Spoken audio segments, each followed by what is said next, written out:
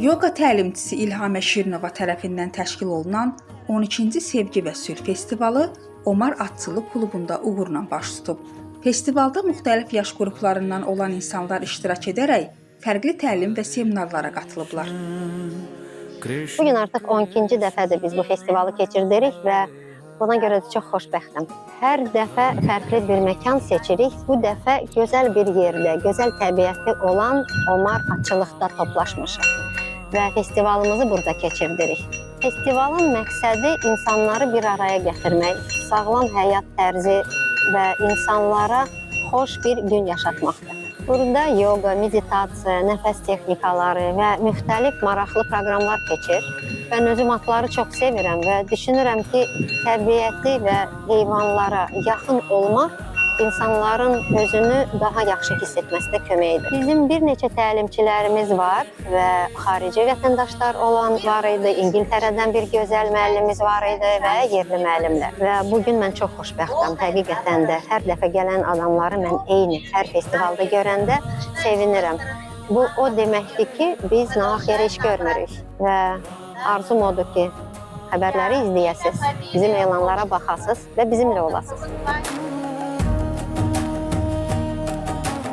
Tədbirin əsas məqsədi insanların mənəvi inkişafına, daxili harmoniyasına və sağlam həyat tərzinə diqqət çəkmək olub. Festival çərçivəsində iştirakçılar yoga, meditasiya və fərdi inkişaf mövzularında məlumat əldə ediblər.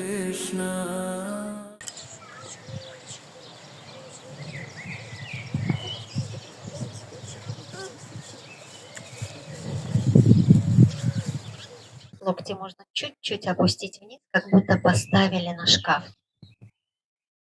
И продолжаем держать позу и наблюдать за двумя солнышками в голове, в животе. Festivalın qonaqlarından biri olan Feng Shui və metafizika üzrə mütəxəssis Məryəm Teymur enerji, insanın daxili potensialı və müsbət düşüncənin həyatımıza təsiri barədə təlim keçib. Bugün mən bir metafizik Feng Shui ustası olaraq dairəsiz Feng Shui ritualını və texnikalarını istifadə etdim.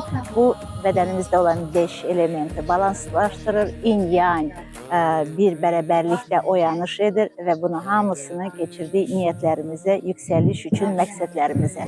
Feng Shui ilə bağlı dərslərimiz, festivallarımız davam edir. 21 iyun gözəl festivalimiz keçiriləcək və 28 iyunda Feng Shui Fest tədbirində hər birinizi gözləyirəm. Səmimi və pozitiv atmosferdə keçən festival iştirakçılar tərəfindən maraqla qarşılanıb və böyük rəğbət qazanıb. Tədbir sevgi, sülh və qarşılıqlı anlaşma dəyərlərinin təbliği baxımından yadda qalan olub.